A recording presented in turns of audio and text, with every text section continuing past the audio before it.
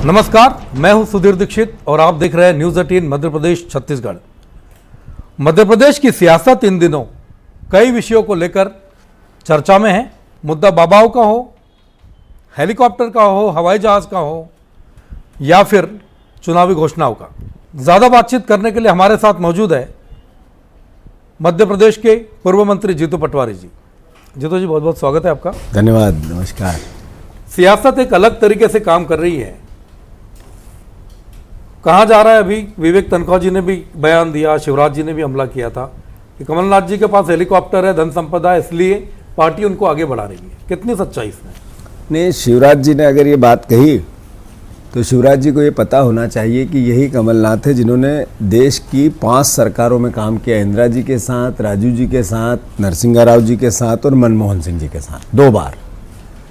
विश्व के स्केल पे नरेंद्र मोदी जी और कमलनाथ जी के अगर तुलनात्मक अध्ययन करें एज ए सरकार के कामों का, तो कमलनाथ जी का बड़ा ग्राफ है। देश की सरकार में कमलनाथ जी ने जिस विभाग को संभाला उसने अचीवमेंट पैदा किए, उसके स्केल पे वो खरे उतरे, 100 में से 100 नंबर लिए। शिवराज जी इन बातों को कहना क्यों भूल गए? और फिर इससे ज़्यादा इस बात को कहना क्यों भूल गए कि कमलनाथ जी जब केंद्र में मंत्री थे और ये लगातार यहाँ मुख्यमंत्री थे, तो जब भी जाते थे मध्य प्रदेश को लेकर उनकी नीयत पॉजिटिव रहती थी। वो नहीं देखते थे कि शिवराज जी बीजेपी के सरकार के मुख्यमंत्री है। ये क्यों नहीं देखते थे? वो रोड मिनिस्टर थे तो सबसे ज़्यादा पैसा यहाँ मध्य प्रदेश को दिया। ये क्यों नहीं देख पाए वो कि शहरी विकास मंत्रालय के अंतर्गत कई शहरों को, भोपाल, इंदौर, कई जगह उन्होंने उपकृत किया मध्य प्रदेश को, सेवा की मध्य प्रदेश की। ये क्यों नहीं कह पाए शिवराज जी कि मध्य प्रदेश में जिस तरीके की अराजकता है, और 1.5 साल के लिए कमलनाथ जी आए, 2 शहरों में मेट्रो ट्रेन चालू करवा दी। ये यूएस में उनकी तो थी। शिवराज जी से मैं कहना चाहता हूं कि शिवराज जी, नरेंद्र मोदी जी के समतुल्य कद के नेता है कमलनाथ जी। इस तरह की बात, व्यवहार आपको शोभा नहीं देता है। ये बात तो ये कहना शिवराज जी का कि कमलनाथ आर्थिक संपन्न व्यक्ति है, उससे पहले उनकी योग्यता का बखान करना क्यों भूले? एक भी ऐसा आरोप आर्थिक संपन्नता का कमलनाथ जी पे हो जो क्राइम में आता हो, राजनीतिक अमर्यादा में आता हो, ये बताना वो क्यों भूल गया? आपकी पार्टी के सांसद विवेक तनखा जी बोल रहे हैं कि उनके पास धन संपदा और वो सारी योग्यता है जो उनको जरूरी यहाँ पर बनाती है। नहीं, बात ये है, मैंने इतनी बातें योग्यता है उनकी बताई। नेचुरल, स्वाभाविक एक प्रोसेस है कि जिस व्यक्ति ने इतने बड़े स्केल पे काम किया है, स्वाभाविक तौर पे जनता का उनके प्रति आकर्षण रहेगा।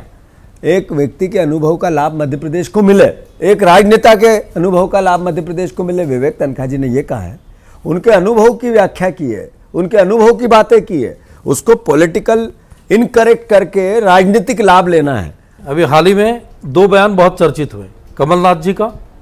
रोजा इफ्तार पार्टी में गए थे तो कहा है कि दंगे हो जाते, या दंगों को लेकर कुछ बयान दिया। दूसरी तरफ दिग्विजय जी कहते हैं कि मुस्लिमों की आबादी घट रही है और उसके प्रमाण देने तैयार। ऐसा है? बयानबाजी क्यों? ये भी शिवराज सिंह और नरोत्तम मिश्रा के बयान थे। ये क्यों नहीं बता पाए नरोत्तम मिश्रा के एनसीआरबी के आंकड़ों में सबसे ज्यादा अत्याचार, अनाचार, बलात्कार, अपराध मेरे मध्य प्रदेश को देश की सरकार ने दिए हैं? ये तो दायित्व नरोत्तम मिश्रा का है। झूठ बोलना, पॉलिटिक्स करना, गुमराह करना, कैसे भी अपने पापों को छुपाने के लिए दूसरों पे आरोप लगाना, ये नियत बन गई सरकार और उसके मंत्रियों की। आपने कहा था कि किसान सबसे बड़ी पार्टी है। 3000 रुपए प्रति क्विंटल गेहूं के दाम की मांग भी आप कर रहे हैं। बिल्कुल 100%। क्यों? अरे भैया, महंगाई कैसे आया दिमाग में आंकड़ा? महंगाई बढ़ी है, सब जगह बढ़ी है, जग जाहिर है, सारे सेंसेक्स बताते हैं। तो जब महंगाई का असर लाडली लक्ष्मी पे हुआ, लाडली बहना पे हुआ, तो उसको 1000 की योजना शिवराज सिंह लेके आ गए। जब महंगाई का असर होने लगा तो कई प्रकार से सरकारें सौगातें देती हैं आम जनता को सहायता करने के लिए, कई सरकारें करती है। मेरी सरकार से, मेरे देश के प्रधानमंत्री से, मेरे मुख्यमंत्री से महंगाई का असर किसान पे नहीं पड़ा। खाद महंगा हुआ, बिजली महंगी हुई, मजदूरी महंगी हुई, यहाँ तक कि आपके सिंचाई के संसाधन महंगे हुए। किसान की मेहनत का आकलन ही नहीं है। आप ये बताओ कि आज गेहूं 20 रुपये किलो बिक रहा है और आटा 45 रुपये किलो बिक रहा है, तो वही किसान जब आटा खरीदता है तो 45 रुपये में रहता है, उसका गेहूं 20 रुपये में बेचता है। ये अन्याय नहीं है? ये अन्याय नहीं है कि किसान एक साथ अपनी फसलों को साल में एक न एक फसल फेंकनी पड़ती है, पर उसकी लागत तो बढ़ती जा रही है।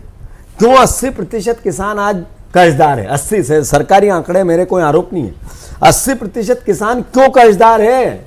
जब 80% किसान कर्जदार है तो अल्टीमेटली शिवराज सिंह जी को ये ध्यान देना चाहिए कि नहीं, एज ए मुख्यमंत्री, कि किसान की मैं सहायता करूं। इसमें मैंने राजनीति नहीं की, इसमें पॉलिटिकल बात नहीं की, मैंने ऐसा कोई काम नहीं कहा। मैं विधानसभा में जब सवाल किया तो मैंने दोनों पार्टियों से बात की कि दलगत राजनीति से ऊपर उठकर किसान की हम बात करें, संबल दें उसको। शिवराज जी ने 1 लाख बार 10 साल में कहा कि मैं किसान की आय दुगनी करूंगा, लागत दुगनी हो गई, आय घट गई। तो ये सवाल प्रदेश में नहीं बनता है। आपकी सरकार आ रही, मान लीजिए सरकार नहीं दे पाई तो क्या आपकी सरकार आएगी तो आप दे देंगे? कांग्रेस दे देगी 3000 रुपए प्रति क्विंटल? ये भी सरकार मेरी है, ये प्रदेश की सरकार है। प्रदेश के मुख्यमंत्री शिवराज जी हमारे हैं, प्रदेश के हैं। अगर मैं आज जो मुख्यमंत्री, उससे किसान का बेटा, किसान परिवार के लोग दलगत राजनीति से ऊपर उठकर बात कर रहे हैं। मैं अकेला नहीं कर रहा हूं, सोशल मीडिया आप पे उठा रहे हैं, मुद्दा आप उठाते हैं, तो पार्टी के और नेता साथ में क्यों नहीं आते? नहीं, क्या जीतू पटवारी उसमें अकेले पड़ गए? मैं इसमें भी आता हूं, पर मेरा अनुरोध है, मेरे मुख्यमंत्री से मैंने कहा है कि सर आपने 1 लाख बार बोला है कि किसान की आय दुगनी करना है, करो। आप किसान को 3000 रुपया कुंटल अनाज का दाम दो, कांग्रेस आपके साथ है। मैं कमलनाथ जी के सामने गिड़गिड़ा लूंगा, पैर छू लूंगा, पूरी पार्टी के हाथ जोड़कर शिवराज का नागरिक अभिनंदन कराने पर मजबूर कर दूंगा कि आप 3000 रुपया कुंटल किसान के गेहूं का दाम करो। तो ये दलगत राजनीति है ही नहीं, इससे लाभ हानि का भी बात नहीं। कांग्रेस साथ में क्यों नहीं दिख रही इस मुद्दे पे? क्यों नहीं दिख रही है? जगह हर विधायक, आप अकेले मेरी पार्टी का हर विधायक, मेरी पार्टी का हर विधायक, चुनाव लड़ने वाला कैंडिडेट, मेरी पार्टी के सारे यूथ के, किसान परिवार के कार्यकर्ता, मेरी कांग्रेस पार्टी का एक एक पदाधिकारी जहां जाता है वहां 3000 रुपए कुंटल की बात करता है। ये कहता है कि किसान का हक और अधिकार है, देना चाहिए। कल जयवर्धन सिंह जी ने कहा, उससे पहले अरुण यादव जी ने कहा था, उससे पहले सज्जन वर्मा जी ने कहा था, उससे पहले अलग अलग जगह पे, अलग अलग समय पे हमारे सारे विधायक कहते हैं। ग्वालियर में बीजेपी के बड़े बड़े नेता एकजुट हुए, अंबेडकर जयंती का अवसर था। कांग्रेस एकजुट कब होगी ऐसे? जब मैं आपसे कमलनाथ जी की इतनी बड़ी पैरवी कर रहा हूं, विवेक तनखा जी के बयान का मैंने इतना, जो उनकी भावना थी आपके सामने व्यक्त की। दिग्विजय सिंह लगातार कमलनाथ जी के नेतृत्व में अपने बयान देते रहते हैं। वो आपको अलग हम कहाँ दिखते हैं? एकजुट है आप क्यों कहाँ दिखते हैं? मैं आपसे पूछ रहा हूं कि एक ऐसा भाव जिसमें यह है कि कांग्रेस अलग है, ये तो भारतीय जनता पार्टी का मैनिपुलेशन में अलग है, मीडिया के परसेप्शन बनाने में, बीजेपी का साथ देने में हम अलग है, पर पार्टी एकजुट है, एक साथ है, एक मत है, और लगातार भारतीय जनता पार्टी का जो कुप्रबंध है उसको हराने के लिए पूरी शक्ति लगा।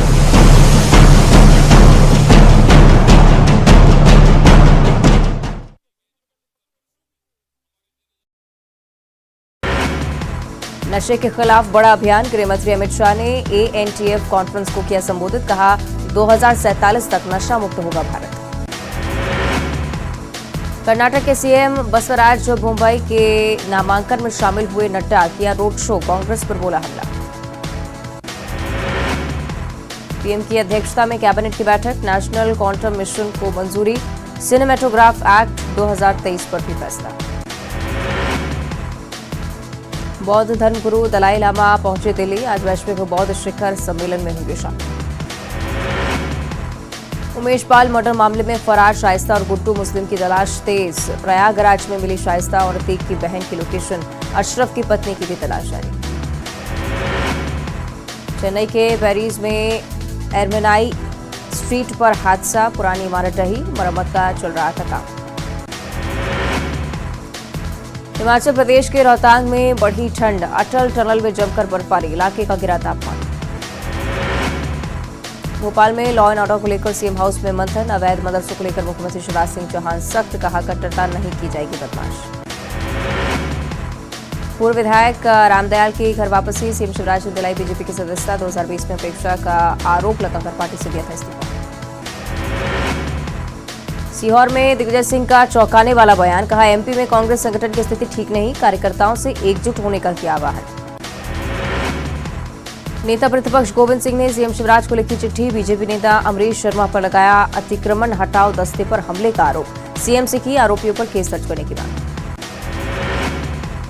जबलपुर में फिर गरजा मामा का बुलडोजर। कुख्यात बदमाश माली खान के अवैध ठिकाने पर चला बुलडोजर। आरोपी के परिवार की महिलाओं ने किया हंगामा। इंदौर में बेजुबान से बेरहमी, पैर बांधकर की कुत्ते की बेरहमी से पिटाई। पीपल्स फॉर एनिमल ने थाने में दर्ज कराई शिकायत। जांच पर जुटी पुलिस।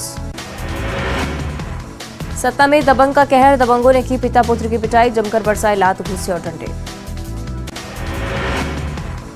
भेंट मुलाकात के तहत रायपुर पश्चिम विधानसभा पहुंचे सीएम भूपेश बघेल। दुर्गा मंदिर में की पूजा अर्चना। प्रदेश की खुशहाली और समृद्धि की कामना। बीजापुर में कांग्रेस विधायक के काफिले पर हमले पर सियासत। बीजेपी प्रदेश अध्यक्ष अरुण साव ने साधा निशाना, कहा घटना के बाद सरकार की पोल खुल गई। झीरम मामले में सीएम के बयान पर अरुण साव का पलटवार, कहा 4.5 साल के बाद भी झीरम का सच नहीं निकला। भूपेश बघेल लोगों को कर रहे गुमराह। बिलासपुर में सड़क हादसे में बाल बाल बचे मंत्री उमेश पटेल। बिल्हा के भोजपुरी टोल प्लाजा के पहले हुआ हादसा, सिर और पैर पर आई चोट। महानदी के जल बंटवारे को लेकर विवाद। ट्रिब्यूनल के अध्यक्ष खानविलकर पहुंचे धमतरी। उद्भव स्थल का किया निरीक्षण। ओडिशा की सीमा तक होगा सर्वेक्षण। दुर्ग में मोबाइल टावर लगाने के नाम पर ठगी करने वाले गैंग के 4 लोग गिरफ्तार। मास्टरमाइंड समेत 3 महिलाएं गिरफ्तार। कॉल सेंटर चलाकर लोगों से करते थे ठगी। बिलासपुर में खड़ी गाड़ी से टकराई बेकाबू स्कूटी। हादसे में शिक्षिका की मौत। स्कूल जाते समय हुआ हादसा।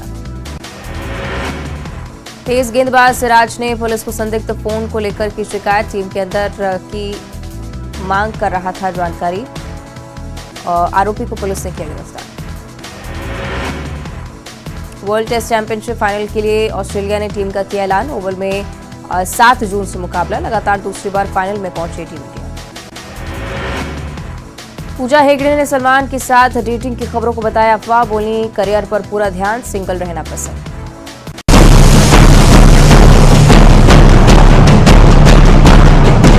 अभी आपने बात किया हम एकजुट हैं। सरकार आएगी तो किसानों को 3,000 रुपए क्विंटल गेहूं का दाम आप देंगे। मैंने आपको कहा कि आज मेरे मुख्यमंत्री शिवराज जी, उनसे हम मांग रहे हैं, जब चुनाव आएंगे उससे पहले कांग्रेस पार्टी घोषणा पत्र में अपनी स्थिति स्पष्ट करेगी।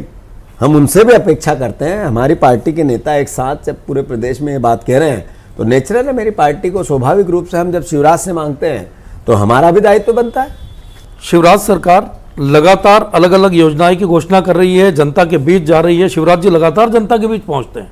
ऐसी स्थिति में कांग्रेस मुकाबला कर पाएगी कि सिर्फ मीटिंग करते रहे? शिवराज जी 2018 में भी इसी तरीके से जगह जगह घूम रहे थे, आशीर्वाद यात्रा निकाल रहे थे, बड़े बड़े सरकारी कर्ज पे खर्च पे सम्मेलन कर रहे थे। कांग्रेस मेरी बात तो सुनो आप, ये एक पॉलिटिक्स का सर्वमान्य भावना है कि जो सत्ता में रहता है उसका आयोजन भी बड़ा होता है, उसका परसेप्शन भी बड़ा होता है।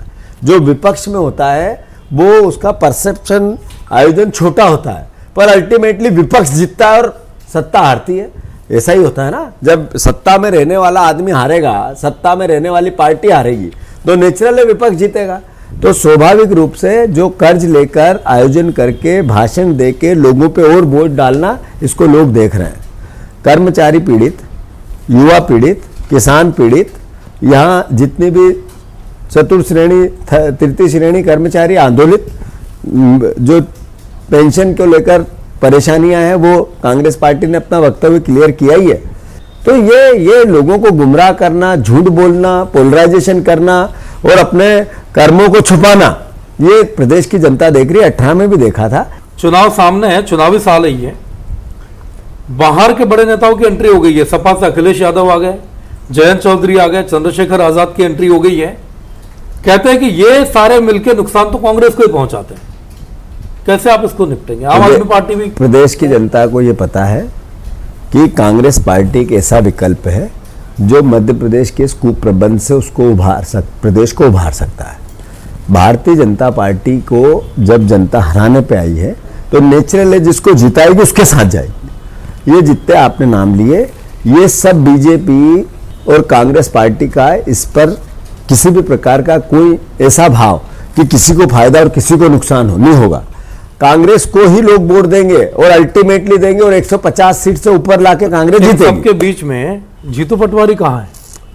आपके सामने हूं और अच्छा हूं, बिल्कुल कांग्रेस पार्टी के एज ए अच्छा, ऑनेस्ट, ईमानदार में हमारे राजनीतिक मैदान में ये सारे लोग इकट्ठे हैं, वहां जीतू पटवारी कहाँ है? हमारे यहाँ तो आपका हमेशा स्वागत है। जीतू पटवारी 3,000 रुपए किसानों की मांग को लेकर दर दर भटक रहा है कि जीतू पटवारी कांग्रेस पार्टी के विचार को लेकर आम जनता के पास हमेशा किसी न किसी रूप में सदन से बाहर, मीडिया पे, रोड पे, सड़क पे, आयोजनों में हमेशा अपना काम कर रहा है और पार्टी की लाइन के अनुसार, पार्टी की आइडियोलॉजी के अनुसार काम कर रहा है, करता रहेगा जब तक कि बीजेपी की सरकार जाए नहीं और कांग्रेस की आए नहीं।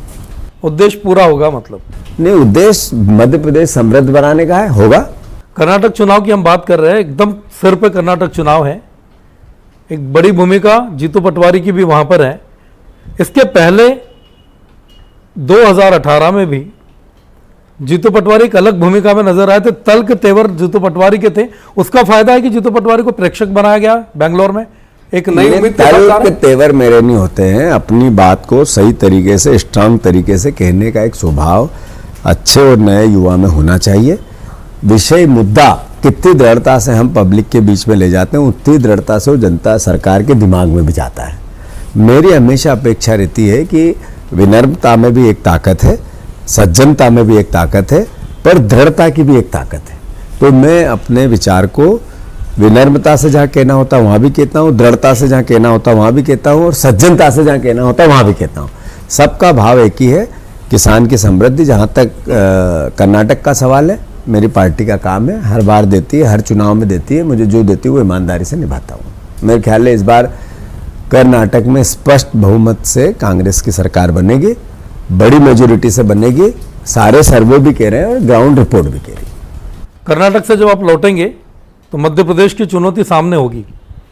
विपक्ष अक्सर ये सवाल उठाता है कि कांग्रेस बुजुर्गों के सहारे चल रही है, युवा नेता वहां पर क्या है और क्या भूमिका? अभी मैंने जो अनुभव और बुजुर्ग में अंतर होता है, एक अनुभव की अपनी ताकत होती है।